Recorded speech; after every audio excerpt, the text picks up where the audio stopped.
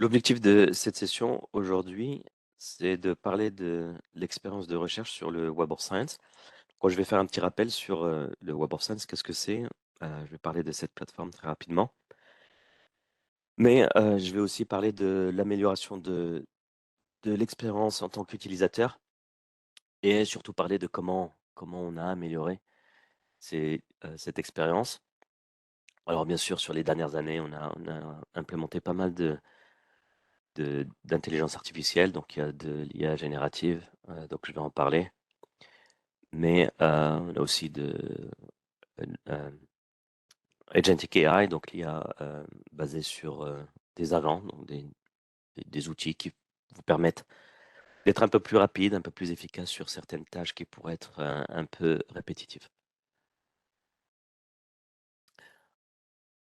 Alors, dans le petit rappel, le Web of Science, c'est une plateforme, c'est le nom de la plateforme, mais c'est aussi un moteur de recherche qui vous permet d'accéder à de la littérature scientifique. Alors essentiellement, ce qu'on trouve dans des journaux, donc les articles, synthèse de littérature, mais aussi les conférences scientifiques, les livres, les chapitres de livres. On a d'autres bases de données aussi, donc ce qu'on appelle le contenu spécifique, contenu régional, donc publié dans d'autres langues que l'anglais, et d'autres types de contenus également, des documents politiques, ce qu'on appelle des pré-publications, bases de données de subventions pour faire de la recherche. Et également donc les dissertations des doctorants, des étudiants en master. Donc voilà, donc on a une grosse plateforme, plusieurs centaines de millions de publications de contenu scientifique. Et vu que c'est un moteur de recherche, bien sûr, on l'a compris, la recherche, l'expérience recherche en tant qu'utilisateur est vraiment au cœur de la plateforme. Alors, un petit peu d'historique, juste sur les quelques dernières années. Vous avez vu que l'interface a évolué. Par exemple, en 2019, on a simplifié l'interface qu'on avait en 2017. Donc, on a ajouté des explications pour chaque champ d'information. Donc, typiquement, quand vous manipulez une base de données, la base de données, elle est structurée d'une certaine façon. Donc, vous allez avoir, par exemple, pour une publication scientifique, ce qu'on appelle les métadonnées, les titres, les auteurs de ces publications, les adresses, les affiliations, le, le sujet de recherche, bien sûr, le domaine, les identifiants de la publication. Mais des utilisateurs un peu nouveaux, ces champs pas forcément clairs au départ en tout cas. Donc ce qu'on a fait, c'est qu'on a ajouté des champs descriptifs ici, des petites descriptions qui expliquent un petit peu euh, chaque option de recherche. En 2020, il y avait aussi quelque chose qui était demandé par les utilisateurs, c'était une recherche sur tous les champs d'information. Donc ça, c'est assez pratique quand on ne sait pas dans quel champ on va chercher. Quand je parle de base de données, pour la faire simple, c'est un ensemble de tableaux, euh, de tables. Ok, donc typiquement une colonne, un peu comme dans un fichier Excel, une colonne, un champ d'information. Euh, et dans chaque colonne, on attend un certain type d'information. Par exemple, le type de document, l'année de publication, la liste des auteurs, la liste des références, les agences de financement qui ont contribué au projet de recherche, la liste des auteurs, la liste des adresses mail, et ainsi de suite. Ok. Alors, bon, ça marchait très bien, sans aucun problème. On a arrivé à faire pas mal de choses intéressantes. Mais les feedbacks qu'on a commencé à avoir d'un point de vue utilisateur de la plateforme, donc là on parle d'expérience utilisateur, ce qu'on fait de manière régulière, c'est qu'on va sonder un petit peu les utilisateurs. Donc on va interroger, on va mener des enquêtes auprès des utilisateurs. Et la recherche, sans surprise, c'est un moteur de recherche, mais la recherche, elle figure fréquemment parmi les catégories qui vont susciter des commentaires positifs. Mais il y a aussi des retours constants, donc des choses à améliorer. Ok. Par exemple, la recherche devrait être plus intelligente et plus simple. Il y a beaucoup de chercheurs qui ont exprimé un souhait spécifique qui est d'avoir une recherche plus performante, plus intuitive, Surtout quand on prend en compte les derniers développements en termes en termes de technologie. OK? Donc ce qu'on fait ici, là, par exemple, j'ai mis quelques retours d'utilisateurs. Veuillez modifier votre interface de recherche, elle est catastrophique. Le moteur de recherche devrait avoir une sorte de système de correction automatique. Il refuse la prise en compte d'une simple faute d'orthographe. Bon, ça, normalement, ça devrait plus être le cas. Maintenant que l'IA est très développée, la recherche par l'IA pourrait être ajoutée à l'avenir. Il suffirait de saisir un texte, l'IA le reconnaîtrait et faciliterait la recherche sans avoir besoin de décomposer et de combiner les mots-clés. La recherche avancée n'est ni assez intelligente ni assez conviviale. Intégrez l'IA dans vos systèmes et activez la prise en charge du langage naturel. La méthode de recherche du Web of Science ne semble pas prendre en charge l'utilisation d'expressions régulières pour la recherche. Alors, ça c'est typiquement le genre de feedback dont on a besoin, parce que même s'ils sont un peu directs, un peu durs, mais c'est ce genre de feedback qui permettent d'améliorer une plateforme comme le Web of Science. Et effectivement, jusqu'à il n'y a pas très longtemps, le Web of Science, il fallait avoir un certain niveau d'expérience. C'est une plateforme assez technique, très grande base de données, plein d'informations. Mais voilà, c'était ce qu'on appelait, on l'appelle encore maintenant la recherche avancée. Il fallait avoir un certain niveau d'expertise pour manipuler la plateforme. C'était pas intuitif. Voilà. Donc, nous, la philosophie, c'est que l'objectif, c'est de répondre aux différentes attentes. Et ce qu'il faut prendre en compte aussi, c'est que on a différents types d'utilisateurs. Donc, on a des utilisateurs un peu expérimentés, avancés, et d'autres qui sont un peu plus novices et qui sont aussi habitués à certaines technologies. Par exemple, je vous donne un exemple, il y a des utilisateurs qui vont préférer les interfaces en langage naturel, alors que d'autres vont préférer, privilégier le contrôle, c'est-à-dire que je contrôle ma requête. Alors que le langage naturel, voilà, des fois, c'est pas toujours évident. Ça peut être un peu vague. Et ce qu'il faut savoir aussi, c'est que ces préférences, d'un point de vue utilisateur, elles peuvent changer au cours du temps. Si vous prenez par exemple un jeune chercheur, début de carrière de recherche, ok, va avoir un certain niveau d'attente et de préférence. Il y a aussi les cas d'utilisation. Typiquement, quand on fait une recherche bibliographique, quand on fait de la recherche dans la littérature, sur un sujet inconnu,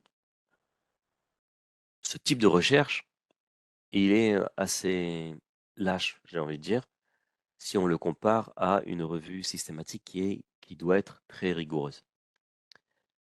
Donc, l'idée ici, c'est, pour répondre aux différentes attentes, on a, en gros, développé une recherche plus intelligente, qu'on appelle smart, donc c'est Smarter Search ou Smart Search, et c'est ce qu'on appelle la recherche intelligente. Et on l'a testé, donc typiquement quand on fait du développement de logiciels ou de plateformes en ligne, vous allez avoir ce qu'on appelle une phase bêta ou une phase de développement qui va être limitée avant de la déployer auprès du grand public. Donc ce qu'on a fait pendant un petit moment, c'était à peu près 12 mois, on a travaillé avec des partenaires de développement, donc ils ont accédé à la plateforme. Et l'idée, voilà, c'est d'avoir des retours sur leur utilisation pour développer la plateforme de la meilleure façon possible. Après, ce qu'il faut savoir, c'est que on va pas enlever ce qui fonctionnait bien, donc ça c'est important. On va préserver les fonctionnalités existantes. Voilà, donc c'est un autre type d'expérience, un autre type de recherche. Donc l'idée, c'est ça, c'est les 3 points ici que je veux mentionner. Développer un nouveau type de recherche, Smart Search, la tester auprès des clients existants et préserver les fonctionnalités existantes. Ok.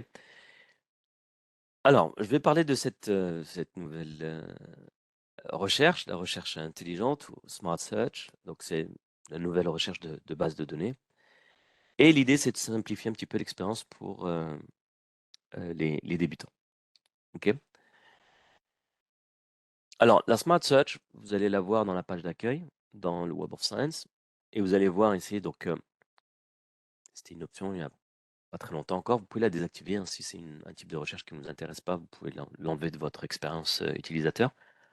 On a toujours la recherche avancée, et on a aussi le Research Assistant, l'assistant de recherche. Donc ça, vous l'avez directement dans la page d'accueil. Je vais ici expliquer quelques petites différences entre la recherche intelligente, Smart Search, et recherche avancée, ou Advanced Search. L'idée, la philosophie ici, c'est vraiment la flexibilité. Donc, on vous donne deux chemins. En termes de différence, la recherche avancée, c'est la recherche classique, un peu comme dans un fichier Excel, vous recherchez par champ d'information, par colonne. La recherche intelligente, vous allez avoir une reconnaissance automatique de différentes entités. Quand on parle d'entité, ça va être un journal scientifique, un auteur, un institut de recherche, une université, une agence de financement, et ainsi de suite. Alors ça, on ne l'a pas dans la recherche avancée. Dans la recherche avancée, vous allez avoir ce qu'on appelle une recherche booléenne. Donc, c'est uniquement ce type de recherche que vous pouvez effectuer. Les booléens, c'est quoi? Les opérateurs booléens, c'est en anglais les opérateurs du type and, or, not, near. Donc, c'est quand vous combinez certains mots-clés. Par exemple, je veux chercher des publications qui parlent de, je sais pas, je vais dire quelque chose au hasard, traitement des eaux. Donc, je vais mettre water treatment. Mais ce que je vais mettre water treatment and desalination. Je veux combiner traitement des eaux et le dessalement de l'eau.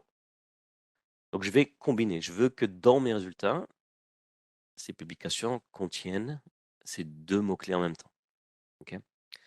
Donc, c'était, et c'est toujours le cas, dans la recherche avancée, on peut faire que ce type de recherche booléenne. Dans la recherche intelligente, la recherche booléenne demeure. Mais en plus de ça, on a la recherche sémantique. La recherche sémantique, c'est quoi? C'est une recherche par sens. C'est-à-dire que si je mets traitement des eaux, OK, ou dessalement, si je mets traitement des eaux, water treatment, on va transformer ces mots-clés en vecteurs. Donc là, c'est des maths. Et on va essayer de trouver dans la base des mots qui se rapprochent d'un point de vue sémantique, d'un point de vue du sens. Alors, traitement des eaux, vous allez avoir par exemple épuration. OK? Donc voilà. Donc, dans la recherche intelligente, vous avez cette possibilité aussi de vous baser sur le sens des mots. Alors que dans la recherche avancée, c'est vraiment que les mots qu'on a mentionnés. Alors vous avez aussi donc vous avez un générateur de requêtes dans la recherche avancée. On a une saisie semi-automatique, ce qui est intéressant. Un petit peu ce que vous avez sur Google, ou les grands moteurs de recherche, Bing, etc.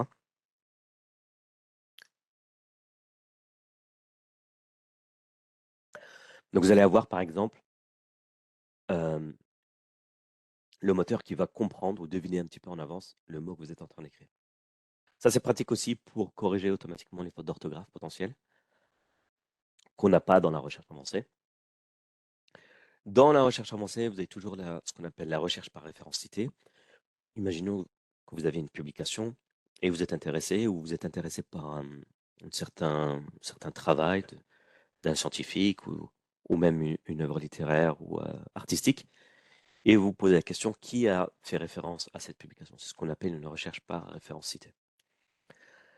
Ensuite, une distinction à mentionner ici, dans la recherche avancée, on peut faire une recherche par chercheur ou par document, mais pas les deux en même temps. Dans la recherche intelligente, on peut chercher documents et chercheurs dans la même requête.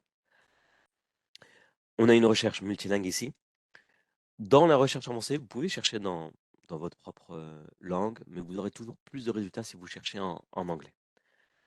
Par exemple, si je mets traitement des eaux, je vais trouver dans la recherche avancée que les publications qui mentionnent ces mots-clés en français. Alors que si je mets water treatment, il va me trouver toutes les publications, peu importe la langue, parce que pour être indexé dans le Web of Science, il nous faut au moins le titre et les mots-clés et le résumé en anglais.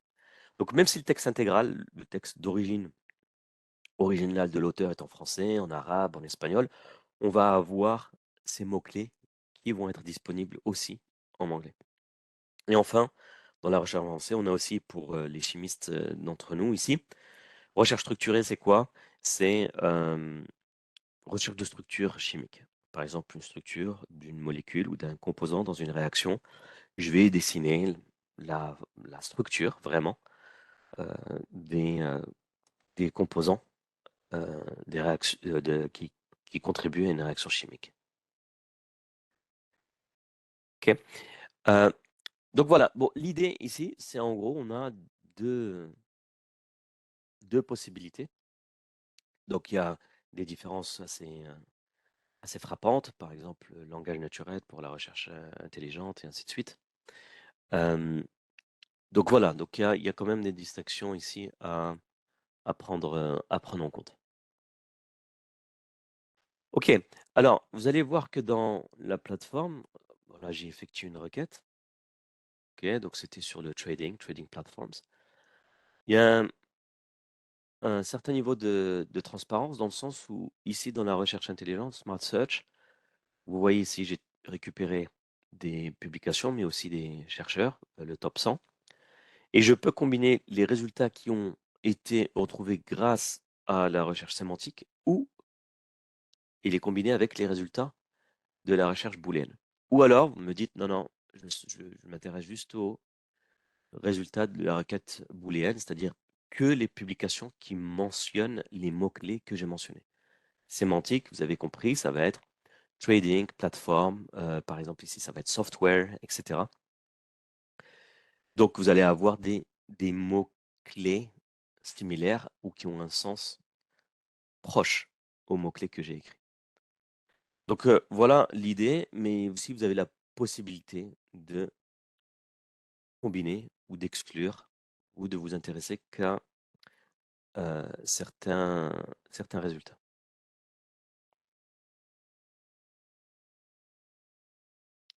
Alors, jette un coup d'œil rapidement dans le chat. J'ai vu qu'il y a eu quelques messages, quelques questions. Question de Taïsir, webofscience.com. Vous m'avez envoyé le lien. Alors, il faut un accès institutionnel. Donc, selon là où vous êtes basé, donc je ne sais pas où vous êtes basé. Selon là où vous êtes basé, je pourrais vous dire si vous avez un accès ou pas. Sinon, il faut entrer en contact avec, généralement, c'est votre bibliothécaire ou ce qu'on appelle le Research Office, l'administration qui s'abonne à ce type de plateforme. Question de Zakaria, non, vous n'êtes pas obligé de confirmer votre présence pour les certificats. J'ai vos informations. Est-ce qu'on peut avoir le replay? Oui, je vous l'enverrai dès que possible. Question intéressante déjà, quelle est la plus efficace, la recherche avancée ou la recherche intelligente? Je vais en parler tout à l'heure, j'ai une diapo sur ce sujet. La réponse très rapide maintenant, je peux vous répondre dès maintenant, ça dépend. Ça dépend de ce que vous voulez faire. Oui, quelqu'un qui demande est-ce que je peux accepter quelqu'un pour entrer dans. J'ai pas besoin d'accepter, vous rentrez automatiquement. Il suffit de s'inscrire au webinaire et d'accéder au webinaire via le lien que vous recevez automatiquement par email. Ok, alors je poursuis. Donc là, je l'ai déjà mentionné. Quand je fais une requête sur des mots-clés, je récupère des publications. Mais ce qui est intéressant d'un point de vue stratégique de la recherche ou même d'un point de vue professionnel, c'est toujours essayer de garder en tête ou d'avoir une idée de qui est actif sur le sujet. C'est un peu comme ça qu'on se construit son réseau professionnel et c'est aussi valable pour la recherche scientifique. Donc là, très rapidement, si je m'intéresse aux plateformes, donc je ne sais plus c'était quoi le sujet ici. Donc là, je vais avoir la liste jusqu'à top 100, un maximum de 100 profils qui sont actifs sur le sujet qui m'intéresse. OK. Euh, donc ici, ce que je dis, c'est que vous allez avoir une distinction aussi en termes de profil, des profils revendiqués ou non. La distinction ici, vous avez la petite coche verte là. Qu'est-ce que ça veut dire? C'est que cette personne a été dans le Web of Science et cette personne gère elle-même son profil dans le Web of Science. À la différence de David ici, qui a un profil, qui a une identité, qui a été créée automatiquement par nos algorithmes en 2022, mais mais il s'est pas encore connecté, et donc il gère pas son profil, d'accord? Et on le sait, hein, comme tout algorithme, l'algorithme ici c'est un algorithme de ce qu'on appelle du clustering, du regroupement d'entités similaires. Donc on va regrouper des entités similaires, donc là on parle de profil, d'auteur. Par similarité, on va dire, OK, David Sands ou David Chandler Sands, euh, aux États-Unis, dans telle université, dans le Montana, etc. Par rapport au domaine, on a regroupé ces publications et on a créé une identité qui est peut-être pas parfaite, mais cette identité-là, elle n'a pas encore été revendiquée. Donc là, on voit une distinction. On a 87 profils non revendiqués, pas encore revendiqués, contre 13 qui ont été revendiqués. Ensuite, on a un concept intéressant qui est l'éco-citation. Alors, en publication scientifique, comment ça fonctionne? Généralement, on part pas de zéro. Quand on fait un travail, on publie un article ou peu importe la publication scientifique, on va avoir ce qu'on appelle des références. On va faire référence à des publications passées qui ont été publiées avant la vôtre et c'est en gros des publications sur lesquelles vous vous basez pour faire vos travaux de recherche. D'accord? Donc, dans votre manuscrit, si je lis votre étude, je vais trouver des références à des publications passées. Donc ça, on a le concept de référence et de citation. Si je cite une publication, cette publication reçoit une citation de ma part et cette publication apparaîtra dans ma liste de références. Okay? Référence, citation, c'est la même chose, c'est juste la perspective qui change. La co-citation, c'est quoi? C'est un outil assez intéressant où là, je demande à la base, et ça, c'est très intéressant pour trouver des publications potentiellement pertinentes ou communément citées dans la littérature scientifique. Je vais demander au Web of Science, voilà, j'ai trouvé une publication intéressante. Est-ce qu'il y a, est-ce que cette publication est fréquemment citée avec d'autres publications? C'est-à-dire que j'ai une publication, la mienne, dans ma liste de références, j'ai, on va dire 15 références, 1, 2, 3, 4, 5 et jusqu'à 15. Est-ce que la une, elle est communément citée avec la 2 et ainsi de suite? Alors la réponse ici, c'est ce qu'on appelle une cartographie des co-citations. Alors on monte jusqu'aux les 10 articles les plus fréquemment co-cités avec l'étude originale. Mais là, on le voit ici, cette publication qui m'intéressait, il y a 546 documents qui ont été fréquemment co-cités avec la publication d'origine. Ok. Pourquoi c'est intéressant quand on fait une synthèse de littérature ou même ce qu'on appelle une systematic review? Vous allez trouver des publications, et ça c'est un autre type de recherche. Là, je ne parle plus de mots-clés, je ne parle plus de recherche sémantique ou peu importe. Ce qui m'intéresse, c'est le réseau des publications, parce que toutes les publications vont avoir un certain niveau de connexion. Et ça, on peut le visualiser. On a une cartographie ici qui est dynamique, c'est interactif. Et ça, c'est quand on le voit dans la publication dans le Web of Science, je peux explorer ce qu'on appelle co-citation map ou la carte des co-citations. Ok.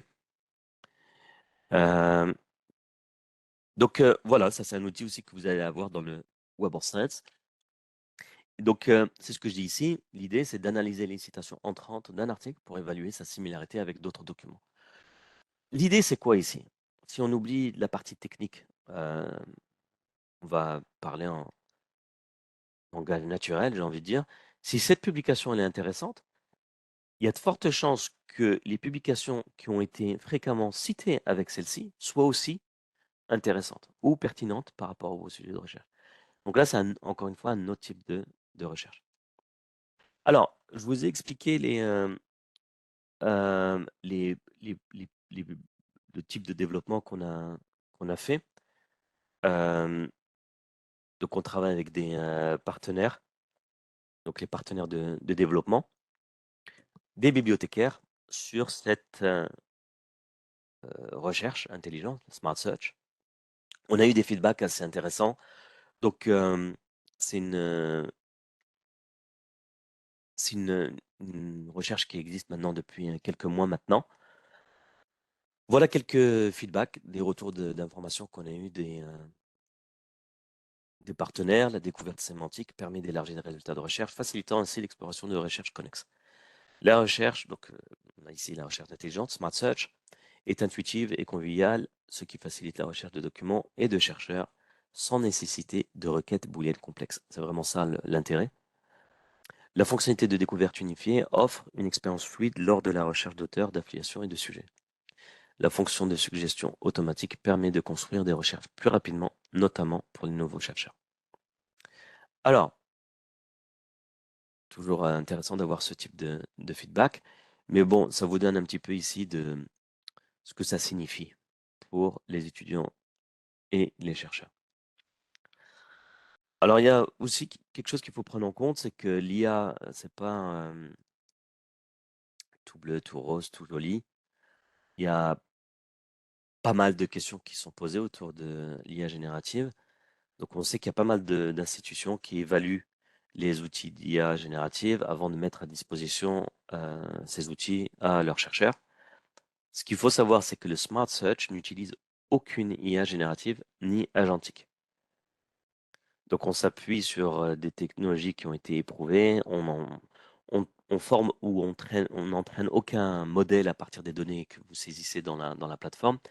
Ici, l'IA qui est utilisée, par exemple, pour la recherche vectorielle, donc c'est ce qu'on utilise pour la recherche sémantique, et les grands modèles de langage pour la traduction. Comme ça, vous pouvez utiliser différentes langues. Donc, il n'y a pas de réponse personnalisée pour nos clients, les utilisateurs. L'IA, elle est vraiment mise à profit pour simplifier la recherche et la consultation de résultats qui vont se limiter aux publications indexées dans le Web of Science. Ça, c'est très important. Sur nos résultats, on se base que sur des publications scientifiques. On ne se base pas sur Wikipédia, Reddit ou Internet dans son ensemble. On va se baser sur les publications scientifiques. Ok. Donc, ce qu'on appelle le machine learning ou l'apprentissage automatique, c'est ce qu'on utilise ici pour faire de la recherche sémantique en utilisant transformation des mots-clés en vecteurs, pour reconnaître les entités, correction automatique des fautes potentielles d'orthographe et une recherche en plusieurs langues. Alors, comment s'est passé en termes de feuille de route? On a fait ça par étapes. En avril dernier, avril 2025, donc c'est un développement par différentes phases.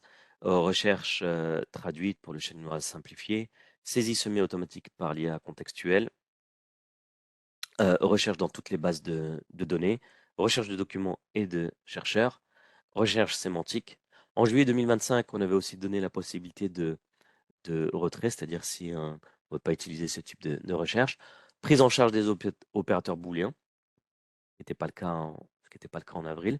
Prise en charge multilingue à partir des langues de l'interface. Donc, dans l'interface, on a plusieurs langues. Donc, l'anglais, l'arabe, le russe, le portugais, l'espagnol, le chinois, le coréen, et ainsi de suite. Donc, on a une dizaine de langues. Donc, c'était limité à ces langues-là au début. On a, à ce moment-là, introduit les cartes de concitation et menu contextuel des résultats de recherche préférés. Ensuite, ce qui est sorti maintenant, novembre 2025, l'administrateur, donc les gens qui vont gérer votre accès à la plateforme, peuvent définir la page d'accueil. Est-ce qu'on veut la page d'accueil par défaut sur la recherche avancée ou sur la recherche intelligente? Prise en charge multilingue sur toutes les langues, donc maintenant. Saisie semi-automatique pour la recherche des phrases longues. Transparence de recherche, donc ça c'est aussi ce que j'ai mentionné précédemment. Et on a mis à jour aussi l'interface utilisateur. Alors, il y a une question dans le chat. Oui, on peut garder l'historique des recherches précédentes. Alors, vous allez voir que dans la recherche avancée, on l'a toujours dans le Web of Science. C'est pas quelque chose qu'on a enlevé parce qu'on a développé la Smart Search. Dans la recherche avancée, donc c'est une recherche par champ d'information et ce qu'on appelle aussi, donc là vous allez choisir, par exemple, je vais faire une recherche sur un topic, un peu comme ce que je disais tout à l'heure dans un tableau fichier Excel. Vous avez votre tableur, vous pouvez naviguer votre fichier par colonne. OK. Euh, OK. Donc ici, par exemple, vous allez aussi avoir la possibilité d'effectuer ces requêtes en utilisant ce qu'on appelle les tags. Pour chaque champ d'information, vous avez un tag.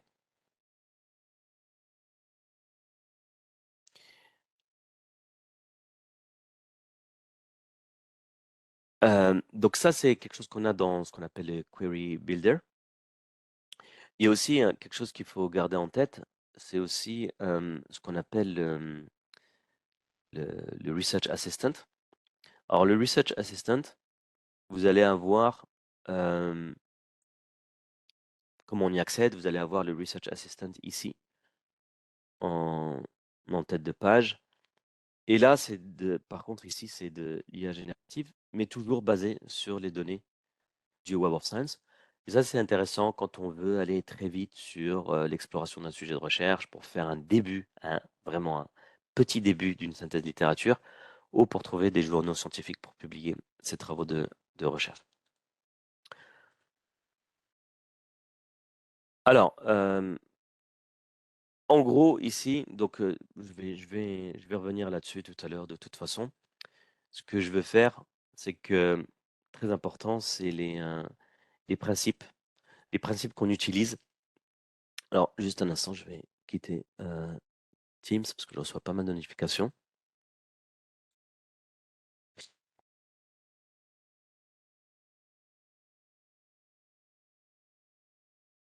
Ok, donc quand on parle d'IA, on sait que l'intelligence artificielle, ça comporte des risques et des défis. Bon, bien sûr, on reconnaît ces challenges. Donc là, ce qu'on fait, nous, on s'attache vraiment à des principes fondamentaux, c'est l'intégrité de la recherche et l'apprentissage au cœur de toutes les actions qu'on va mener. Donc la priorité, c'est de fournir des solutions fiables, de manière transparente, responsable, en collaboration avec la communauté universitaire. Donc c'est aussi l'idée derrière le développement avec des partenaires. Alors contrairement aux outils d'IA générative, des outils généraux du type ChatGPT, Gemini, Claude, etc., nous, on va proposer aux utilisateurs un contenu fiable qui est basé sur des ressources académiques sélectionnées. Donc, c'est que des publications scientifiques. On parle pas encore une fois, on parle pas de blog, on parle pas de ce qui se dit sur Internet, sur les forums, etc. Alors, ça garantit pas l'absence totale d'erreurs. Donc, c'est nous, on va derrière tester et valider rigoureusement les résultats afin de minimiser les risques.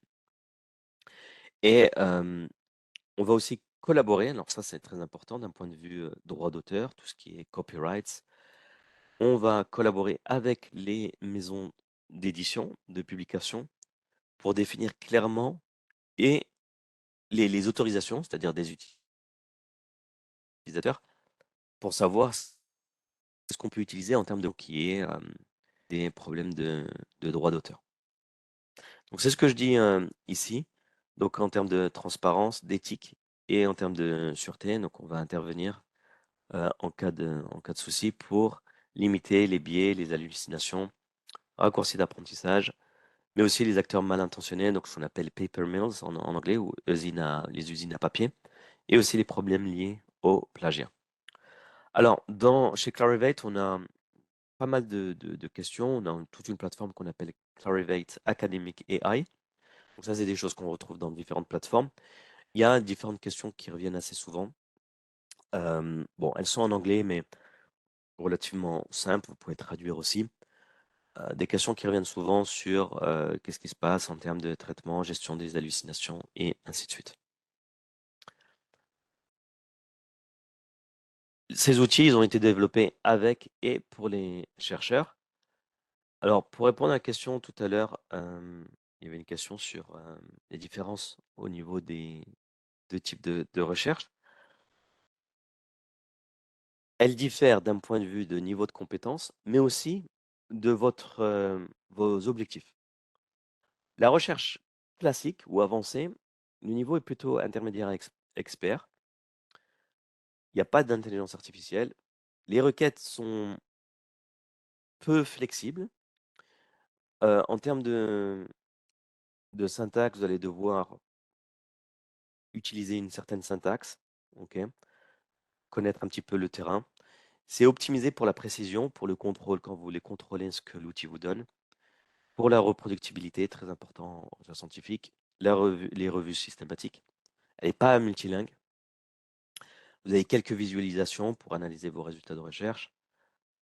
logique transparente, entièrement manuelle par rapport à ce que vous avez mis en requête. Vous allez avoir en résultat des publications correspondantes.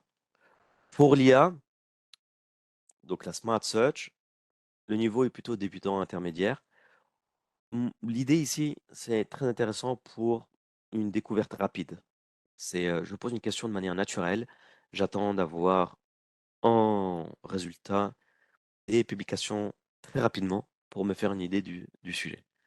Très intéressant aussi pour trouver du contenu connexe, localisé très rapidement des auteurs, ce que je disais tout à l'heure, qui pourraient être des collaborateurs potentiels. Les requêtes sont très flexibles, toujours repartir sur la requête et adapter. Il suffit de reposer une question. On a du machine learning dans l'apprentissage automatique ici, recherche sémantique qu'on n'a pas sur la recherche avancée, une correction automatique. On a des visualisations ici qu'on n'a pas sur la recherche avancée, donc par exemple les cartes de co-citation dont j'ai parlé tout à l'heure, mais on bénéficie aussi de l'analyse des résultats qu'on a sur la recherche avancée. Et je vous l'ai mentionné tout à l'heure, vous avez un certain niveau de flexibilité entre les résultats booléens et sémantiques. Est-ce qu'on veut les combiner ou se limiter qu'à un seul type de résultat? Ensuite, on a l'IA agentique ou agentic AI. Donc là, c'est conversationnel. On pose des questions, on a des réponses, c'est du langage naturel. Flexibilité, c'est le plus élevé. On va interpréter l'intention de l'utilisateur. Vous guidez l'utilisateur pour affiner les requêtes et proposer de manière proactive des requêtes connexes. Ça, c'est intéressant pour un début de synthèse littérature, explorer un sujet inconnu, avoir des idées sur des hypothèses à tester quand on fait de la recherche scientifique. Voilà, donc ça, c'est aussi intéressant. Ensuite, vous allez, un point important que je veux mentionner ici, c'est les rétractations. C'est quoi les rétractations?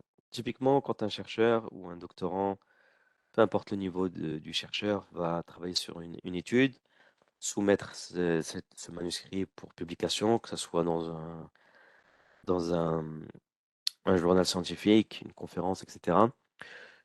Des fois, ça arrive, il y a des comportements un peu douteux ou manipulation de données, manipulation de graphiques, du plagiat.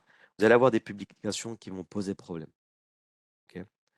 Ce qu'on constate sur les dernières années, c'est que ces publications qui ont posé problème, leur nombre a explosé. En 2023, on a dépassé la barre des 14 000 ici. 2024, au moment où cette analyse a été faite, 2024 n'était pas encore terminé. Et on voit que les modèles d'intelligence artificielle sont utilisés aussi, utilisent des publications qui ont été rétractées. C'est-à-dire qu'on a des publications problématiques qui sont utilisées par des outils d'IA générative pour fournir des réponses à la population, que ce soit les chercheurs ou la population au sens large. Et aussi, on le voit ici, ça c'est une autre étude de Nature, une étude relativement récente. Et on voit qu'il y a des publications qui continuent de citer des publications rétractées. Alors ça, c'est problématique parce que du coup, vous vous basez sur des publications soit frauduleuses où il y a eu un certain niveau de problème. Alors, le point important que je veux mentionner aussi, c'est que la recherche, c'est pas une solution unique pour tous dans le Web of Science. Vous allez avoir, selon vos besoins, selon votre niveau, selon vos préférences, une flexibilité en termes de recherche que vous pouvez utiliser dans le Web of Science. La recherche intelligente, c'est plutôt pour les débutants. Vous allez utiliser le langage naturel, c'est multilingue, c'est rapide. Voilà, recherche rapide, localisation d'articles et d'auteurs. Pour le Research Assistant, l'assistant de recherche, pour tous les niveaux, vous allez avoir plutôt une conversation, interaction du type conversationnel. Vous allez avoir des réponses structurées. Et donc là, c'est intéressant quand on veut faire une exploration d'un sujet qu'on ne maîtrise pas encore, quand on débute, une synthèse de littérature très rapide, et pour avoir des suggestions d'articles scientifiques. La recherche avancée, c'est plutôt pour les experts.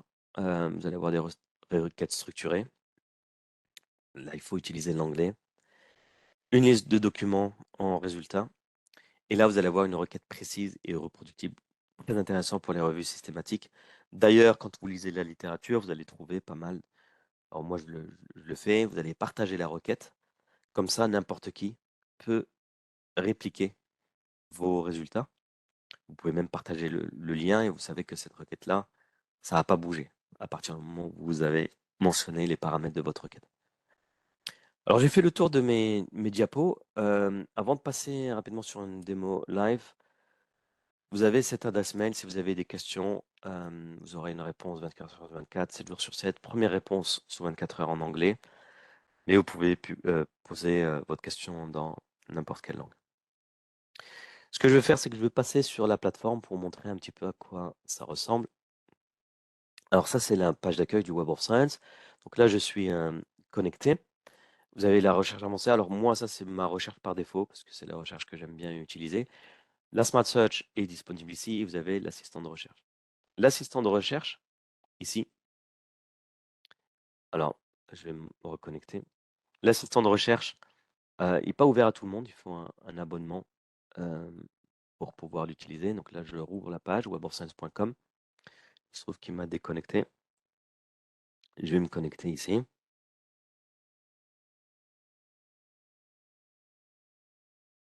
Oui, il y a une question de Zainab dans le chat. C'est exactement ça. Ou enfin, c'est un commentaire et question. C'est-à-dire la recherche sémantique comprend le sens, c'est ça, trouve des résultats liés aux objectifs sans mots exacts. Et la recherche avancée assure le filtrage plus mots-clés et la recherche intelligente personnalise et apprend, propose des résultats selon l'usage. Alors, la recherche intelligente, il faut quand même interagir, hein. C'est pas automatique, il faut quand même poser des questions. La recherche avancée, typiquement, pour ceux qui ont déjà utilisé le Web of Science, vous allez avoir, si je mets par exemple, je fais une recherche sur le sujet Maroc par exemple, ou je vais mettre autre chose, j'avais dit water treatment, traitement des eaux. Quand j'ai fait une recherche sur le sujet water treatment, le Web of Science me trouve les publications qui mentionnent ces mots-clés, alors dans le titre, les résumés des publications et ainsi de suite. OK? Je peux combiner ça, si je veux, avec les opérateurs booléens ici, avec l'adresse water treatment, je ne sais pas moi par exemple, l'adresse qui travaille sur le water treatment en France. OK? Donc ça, ce que ça fait, c'est que le Web of Science, il va dans la publication, il me dit qu'ici, ça parle de water treatment, OK? Water treatment, et il y a au moins un auteur, donc là, ils sont plusieurs, à être basés en France, OK? À avoir travaillé sur le sujet. Donc ça souligne en jaune les mots-clés que j'ai mentionnés ici. Smart Search, si je mets Water Treatment, alors déjà, il me dit, il comprend un petit peu, il me suggère des sujets, voilà, le traitement des eaux industrielles, et ainsi de suite. Donc, il comprend un petit peu les entités. Donc, si je mets par exemple université, on va mettre au hasard, université au Maroc, ok, l'université Mohamed Ier à Oujda. Donc là, il comprend que je suis intéressé par une université qui contient le mot ou le nom Mohamed dans le nom. Je pourrais mettre autre chose si je mets Scientometrics. Donc là, c'est plutôt mon sujet à moi, mon domaine. Il me dit qu'il y a un sujet qui s'appelle Scientometrics, mais il y a aussi des journaux scientifiques qui s'appellent Scientometrics. D'accord? Donc voilà, ça c'est un petit peu l'idée. Si je mets Scientometrics, il va me trouver des publications qui parlent de Scientometrics, d'accord? Et il va aussi me trouver des chercheurs. Ok. Donc il va me trouver des chercheurs qui, à un moment donné, ont publié sur le sujet avec leur affiliation, là où ils sont basés, et ainsi de suite. Donc ça, c'est intéressant. Ensuite, si je pars sur les publications, je vais vous montrer. Cette publication, elle a été citée, donc c'est une publication relativement récente, février 2024. Elle a été citée 9 fois. Je peux explorer la carte des co-citations. Donc là, ce que me dit le Web of Science, c'est que ces publications-là, elle est fréquemment citée avec celle-ci, avec celle-ci, et ainsi de suite. On monte. Donc là, on affiche le top 10, mais on en a 772. Donc là, j'ai expliqué tout à l'heure ce qu'on entendait par co-citation. OK. Voilà, donc là, on peut faire ça et même là, le Web of Science me dit: «Ah, peut-être que tu es intéressé par l'informetrics». Donc là, il m'ajoute un autre mot-clé. Là, il me suggère des mots-clés par rapport au mot-clé initial. Dans la recherche avancée, Smart Search, vous avez vu, on a la combinaison ici des résultats récupérés par le sens, ce qu'on appelle Semantic Search, mais aussi les résultats contiennent ces mots-clés.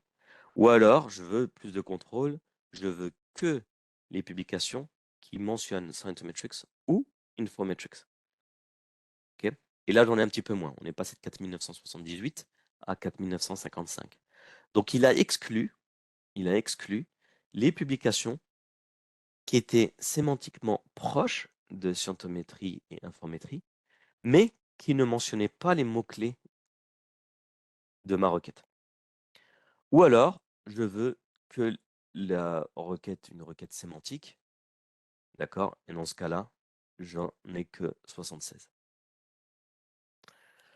Ensuite, on a le Research Assistant. Donc là, c'est plutôt ce qu'on a dans les moteurs de recherche, ChatGPT, etc. Donc, je vais faire une requête. Donc là, on a l'historique. Ça, c'était une autre question dans le chat.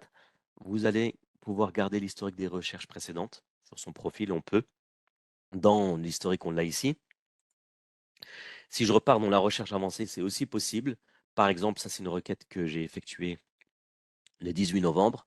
Je peux partir sur cette requête. D'ailleurs, je peux rafraîchir la liste et on va trouver les requêtes que je viens d'effectuer.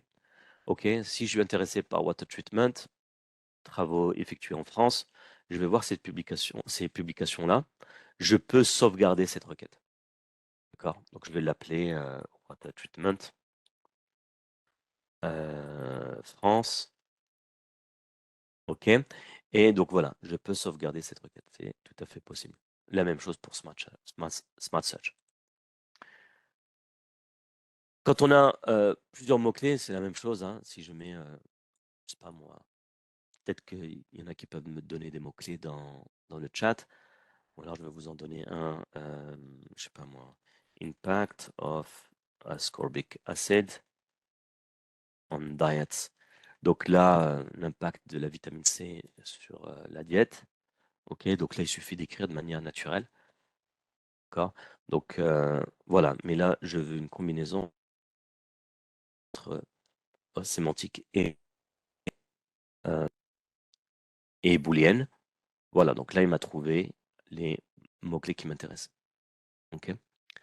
Sur l'assistant de recherche, si j'ouvre une nouvelle conversation, donc c'est ce que je disais dans ma présentation, on peut explorer un topic, faire un début de synthèse de littérature ou trouver un journal.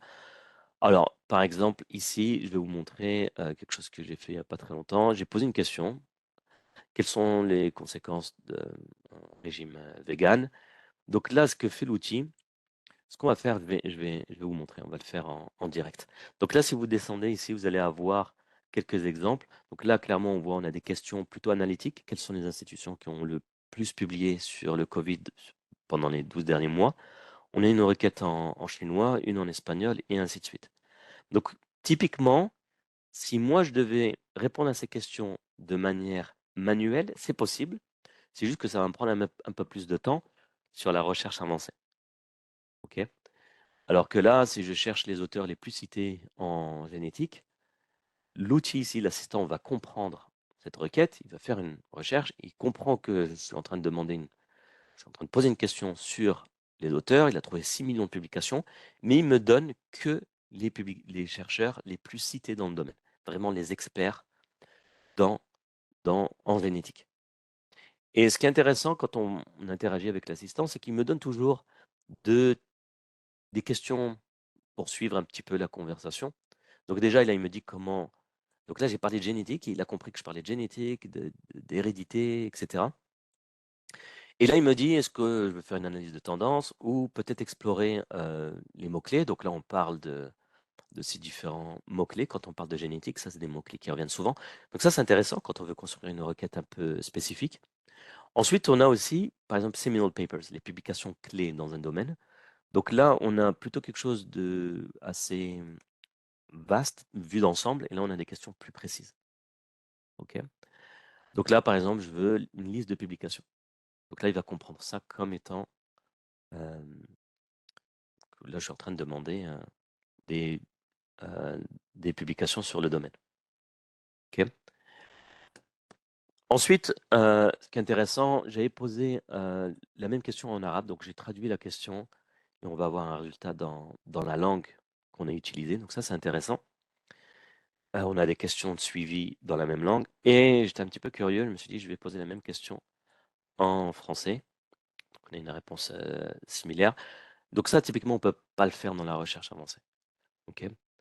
Et là, on a des questions qui sont intéressantes pour suivre un petit peu la conversation. J'avais posé une question sur quelles sont les publications les plus citées en traduction automatique sur les 6 derniers mois. Donc là, on peut faire ça aussi. J'avais posé une question sur les journaux dans un domaine précis. Voilà, je donne le mot-clé, il me donne les journaux indexés avec facteur d'impact, etc. Il me semble que j'ai fait une question un peu plus précise. Voilà, je lui ai dit, je lui ai donné mon sujet, voilà le titre de mon manuscrit, voilà le résumé. Trouve-moi des journaux qui pourraient être des bons candidats pour publier mon manuscrit. Et là, il m'a sorti des, euh, des bons candidats avec les détails des journaux correspondants. J'ai posé une question pour faire un début de synthèse littérature. Alors, ce que je vais faire, c'était un sujet, on va faire ça, on va le faire de zéro. Literature review, fais-moi fais-moi un début de synthèse littérature sur le sujet de ce qu'on appelle water splitting, donc c'est l'électrocatalyse. Ok, donc un sujet un petit peu technique ici. Et comme quand on fait une synthèse littérature, encore une fois, ça ne vous remplace pas en tant que chercheur. Donc là, on va passer par différentes étapes. Et là, il me dit, pour faire une synthèse littérature compréhensive, euh, qu'est-ce qui nous intéresse? Est-ce que c'est plutôt le design de catalyste, efficacité énergétique ou catalyse bifonctionnel, et ainsi de suite. Donc là, moi, ce qui m'intéresse, on va dire que c'est plutôt le catalyse design. Ok. C'est pas du tout mon domaine, hein, je prends juste ça comme un exemple. Euh, et typiquement, quand on fait une synthèse littérature, il faut préciser, il faut être un peu plus précis sur la période, sur les mots-clés, etc. Donc là, il m'a trouvé déjà des mots-clés. Donc ça, c'est intéressant. On peut réutiliser ces mots-clés pour faire une recherche avancée un peu plus précise. Donc là, il m'a déjà généré une requête. Il a utilisé ces mots-clés avec des opérateurs booléens, donc and, et, or, ou. Donc là, il me demande si c'est OK. Je vais lui dire oui. Je vais lui dire d'avancer, de continuer.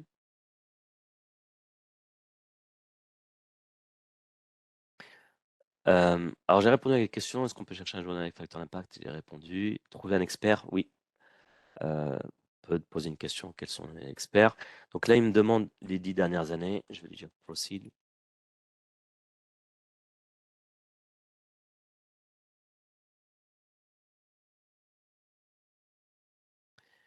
Et ici, par exemple, là, il est en train de faire il est en train d'effectuer la recherche.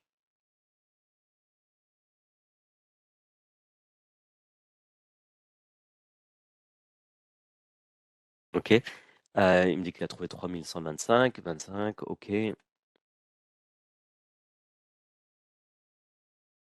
Alors, question, est-ce que le journal ou la maison d'édition est prédatrice? Non. Encore une fois, on se base que sur les publications ici. On n'a pas les informations sur ce que fait l'éditeur. Donc là, voilà, on a une structure intéressante, une introduction de la synthèse littérature, les thèmes communs qui reviennent souvent dans la littérature, ce qu'on ne connaît pas encore, ce qu'on appelle les gaps in research, qui pourraient vous intéresser, est-ce qu'on fait de la recherche, peut-être des sujets sur lesquels vous pouvez vous focaliser, une conclusion, des hypothèses potentielles et la littérature qui a été utilisée pour générer ce résumé. Voilà, donc voilà pour le petite présentation rapidement du WebAuthn. Ce que je vais faire, je vais parcourir les questions, parce que j'ai vu pas mal de questions. – – – – – – – – – – – – – – – – – – – – – – – – – – – – – – – – – – – – – – – – – – – – – – – – – – – – – – – – – – – – – – – – – – – – – – – – – – – – – – – – – – – – – – – – – – – – – – – – – – – – – – – – – – – – – – – – – – – – – – – –– – – – – – – – – – – – – – – – – – – – – – – – – – – – – – – – – – – – – – – – – – – – – – – – – – – – – – – – – – – – – – – – – – – – – – – – – – – – – – – – – – – – – – – – – – – – – – – – – – – – – – – – – – – – – – – – – – – – – – – – – – – – – – – – – – – on peut chercher un journal, ce que j'ai fait ici. Donc là, on peut find a journal. Donc, si je mets de nouveau le même Catalyst Design, plutôt ici, on va dire que c'est le water splitting. Et là, il va me demander le titre, le résumé. Donc, si vous avez un manuscrit qui est prêt à être publié, je vais dire proceed. Pour l'instant, j'ai pas de titre et de résumé, mais c'est plus précis quand vous avez un titre et un résumé d'un manuscrit prêt à être soumis à un journal. Oui, les attestations, je vous les enverrai par mail dès que possible. Je vais regarder dans la section Q&A.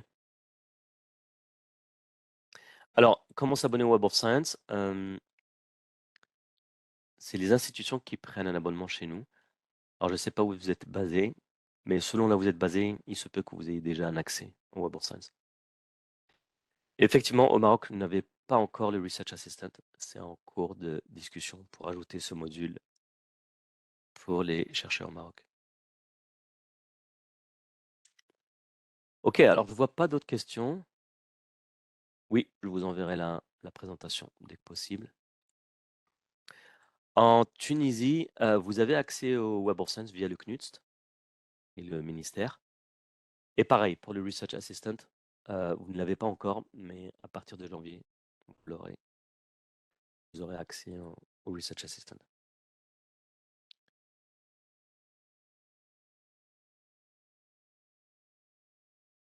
Alors, la recherche sur Web of Science est-elle gratuite? Alors, encore une fois, si vous avez un abonnement institutionnel, donc si votre institution s'abonne, vous avez l'accès complet. Si vous n'avez pas, vous allez pouvoir quand même faire des requêtes dans le Web of Science sur les chercheurs.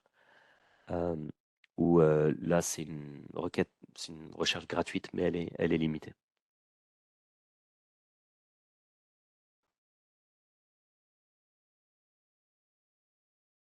Ok, alors je ne vois pas d'autres questions. Oui, en Côte d'Ivoire, non. C'est aussi en discussion avec le ministère. On sait qu'il y a de la demande, mais pour l'instant, vous n'avez pas encore d'accès au Web of Science. Alors, un webinaire sur les étapes pour faire une bonne soumission d'un article. Oui, alors je vais partager ça avec vous.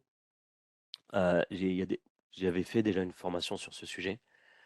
Donc, il suffit de visionner l'enregistrement. D'ailleurs, en faisant ça, en prenant cette formation sur mon site, vous obtiendrez aussi une, euh, une attestation. Alors, il y a des formations en français, des formations en anglais. Mais par exemple, vous allez avoir comment préparer, voilà, choisir une revue pour publication, préparer son manuscrit, plein de formations. Toutes ces formations sont gratuites. Je vous le mets dans le chat. L'enregistrement, je vous l'enverrai par mail. Je vous enverrai le lien vers l'enregistrement qui sera sur YouTube, mais aussi sous forme de formation en ligne sur mon site ici. Typiquement, c'est ce que je fais pour mes webinaires. Donc ça, c'était la formation de mardi, le 18 novembre. Ça, c'était un module que j'ai fait en partenariat avec le ministère au Maroc. Voilà, donc de manière générale, je les partage sur mon site. Vous pouvez les visionner. Et quand vous avez visionné la totalité de la formation, de l'enregistrement, vous obtenez une attestation.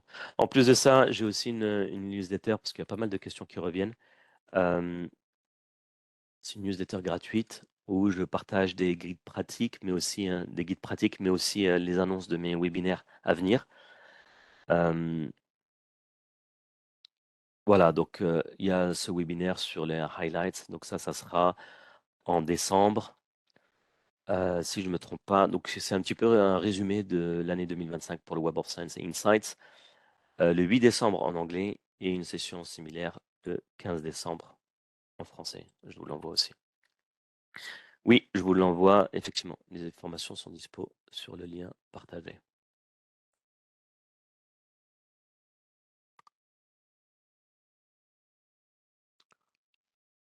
Euh, alors, je regarde s'il y a d'autres questions. Non, alors l'université Mohammed V, quand je dis au Maroc, c'est pour tout le Maroc. La version, donc Research Assistant, elle n'est pas encore disponible pour le Maroc, mais Advanced Search, donc la recherche avancée et la recherche intelligente, elle est disponible pour le Maroc via l'IMIST, le CNRST. Dans une recherche, doit-on préciser le type de recherche, Smart, Advanced ou Research Assistant? Alors c'est bien de préciser comment vous avez obtenu vos résultats. Donc ça fait partie de votre méthode en fait. Méthode, dans la section méthode, dans votre manuscrit, vous allez expliquer comment vous avez trouvé euh, ce que vous mentionnez dans votre étude. D'ailleurs, à ce propos, tout ce que vous avez ici en termes de résultats, là je peux partager, c'est un lien que je peux partager avec vous. D'accord? Pareil pour le recherche avancée. Quand je fais une recherche, ce lien, je peux l'inclure en disant voilà ma requête et je peux l'inclure dans mon manuscrit, dans la section méthode. Ok, alors merci à toutes et à tous pour votre participation. Encore une fois, je vous envoie l'attestation par mail dès que possible. Et d'ici là, prenez soin de vous, bon courage et à très bientôt.